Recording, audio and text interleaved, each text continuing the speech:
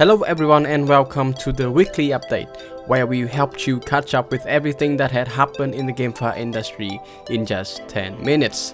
I'm your host Alex from GameFi Army, and this week we will cover some notable news in the second week of August, so sit up and let's review what this week got to offer. Starting off this week, we have some latest news on the investment activities in the GameFi community. AO Labs has raised 4.5 million for its Spacebar community-driven Web3 gaming platform through a token sale. The gaming studio was founded by gaming and tech veterans Juni Koo and Christy Choi. Koo was previously the COO of South Korean mobile game company Binary Inc.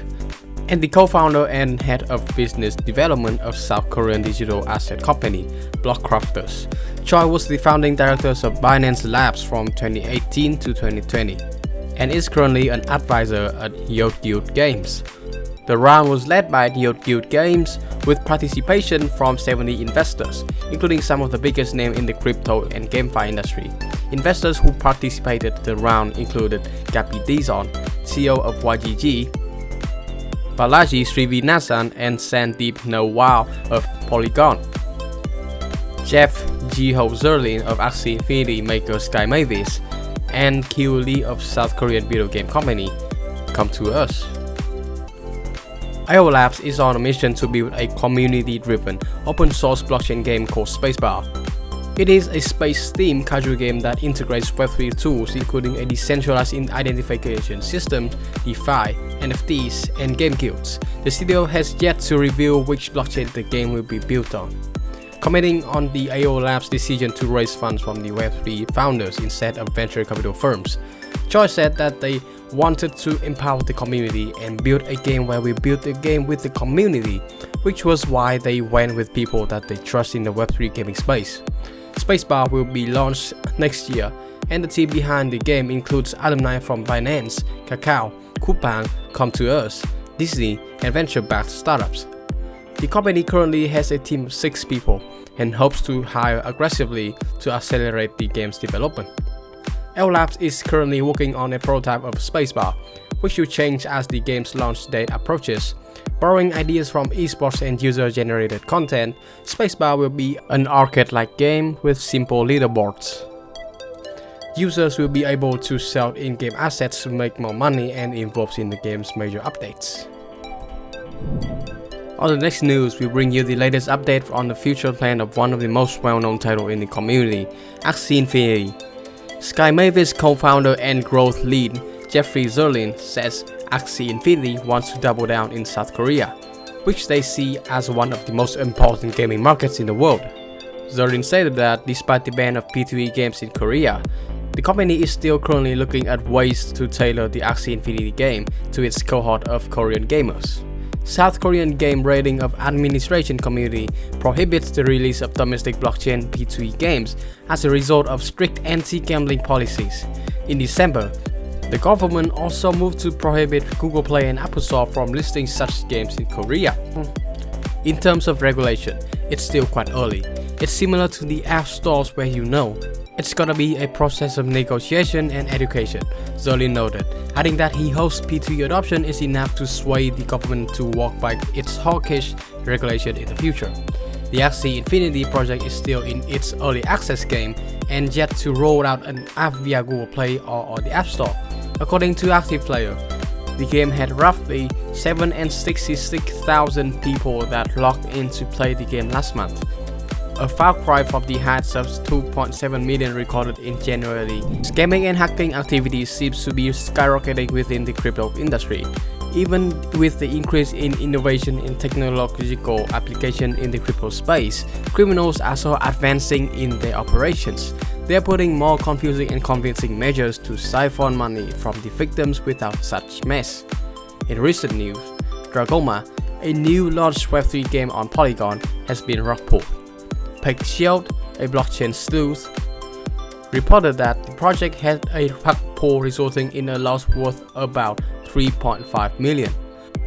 Also, the siphoned funds have been transferred to centralized exchanges.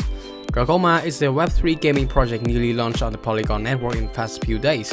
Ken Grease, the founder of the project, is based in Texas. Its development is centered on built-in GameFi and SocialFi elements. It would use NFTs and social media elements with its tokens. The project intends to operate transparent and open economic ecosystems. Hence, it would apply a dual token economic model in in-app assets of NFTs. Its native token is DMA, created on the Polygon network. Also, the token has been listed on centralized exchanges MAX recently, leading to raising millions of dollars in volume. Dragoma is intended to leverage the flexibility of the Polygon network and provide users with ultra-fast transactions. Also, users are to get fair justice with an open gaming atmosphere and transparent data. According to a report from Pexio, the price of DMA has plummeted by over 99% due to the rug pull. Its price fall is more conspicuous. The native coin had previously peaked at $1.78. Also, Dragoma official website is currently under development, while the social media channel has been deleted. It is yet to release any comment regarding this situation of things on the platform. As asset theft remains one of the biggest headaches, NFT marketplace OpenSea is making an effort to tailor its policy to incorporate additional measures against stolen items. In an announcement, the firm highlighted that its policies were made considering United States law, where knowingly allowing the sale of stolen items is prohibited. However, the marketplace admitted that in some cases, buyers who unknowingly bought stolen items were penalized even though they were not at fault. Because of this and the NFT community's feedback, the marketplace has adjusted its policy to expand the use of police reports. Previously, police reports were used within the platform in escalated disputes. With the new updates, they will be used to confirm all stolen items reports within the NFT platforms. Without a police report within 7 days, the platform will enable the buying and selling of the reported item again to avoid fake reports. Following this, the company has also made efforts to ease the process of re-enabling the buyer and selling features once the stolen items are recovered. The NFT platform also highlighted that it's working to find other solutions to tackle the problem of NFT thefts at its roots. According to the announcement, the company is working on automating threat and theft detection. In June, the NFT platform enabled additional security features to protect its users from NFT scams. The feature hides NFT transfers that are flagged as suspicious automatically. The goal of this is to ensure that only legitimate transactions are visible in the marketplace. And finally, to end this week's weekly update, we have some news about a controversial proposal. The Uniswap Labs community has already begun mulling over a new proposal that would form a Uniswap Foundation based in the US. But first, it's going to cost $74 million. The proposal has garnered mixed feedback from the community so far, with many praising the Foundation's plans to support and expanding the Uniswap ecosystems, while others have balked at its hefty price tag. The Friday proposal was put forth by Uniswap Labs, former Chief of Staff David Walsh, and the Uniswap Grant Program Lead, Kenneth Nguyen, noting the Foundation's main aim is to support the protocol's decentralized growth, reinvigorate governance, and serve as a protocol advocate, according to Walsh. If it passes a vote, the Uniswap Foundation would be incorporated in the Delaware and headed by Walsh as Executive Director, while Nguyen will become Lead of Operations. To make her vision a reality, Walsh has asked for a $74 million in Uniswap over 3 years, $60 million of which will be used for its own Uniswap grant programs, while another $40 million will be used as an operating budget to build out a team of 12. Uniswap is the world's largest decentralized exchange by trading volume. Uniswap v3, the third version of the DEX, has done $793.8 billion in volume in over the past 24 hours, putting it on par with centralized exchanges, BOB Global and QCoin, according to CoinGecko.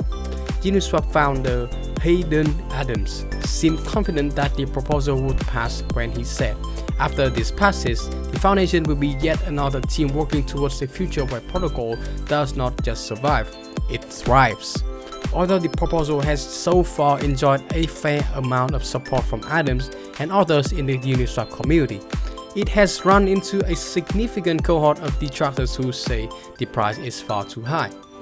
Partner at Sydenham Ventures, Adam Cochran, shared his approval for the goals of the UF, but added in a Thursday tweet that the 60 million for the UGP is misguided at this phase.